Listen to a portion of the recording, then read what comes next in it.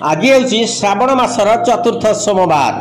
चलचंचल समस्त शैवपीठ हरर बम बोल बम ध्वनि प्रकम्पित होउछि मंदिर बेढ़ा।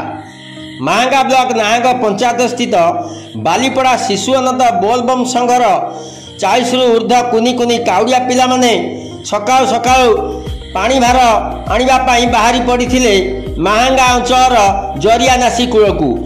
बेकरे रुद्राक्षमाळ गेरुआ वस्त्र सांगको कांधरे बाउंगी भार सेठारे पूजार्चना करी जल नहीं आसीथिले नाहंग पंचायतर नाहंग ग्रामर श्री श्री रामेश्वर शिव मंदिर को। सेठारे शिवलिंगरे जलाभिषेक करने सहित नष्टिक पूजकों द्वारा पूजार्चना कराइथिला। एही शिशु अनंत बोलबम संघर नेतृत्व नहीं सुखदेव साहू, कार्तिक चंद्र साहू, अजित कुमार साहू, सागरकांत नायक, दिलीप दास, वेणुधर दास, संजीव साहू, तुषारकांत नायक, जितेंद्र बारिक प्रमुख यही कार्यक्रम रे सामिल थिले। यही बोलबम संघ दीर्घ 5 वर्ष है कार्यकारी होई आसुछि।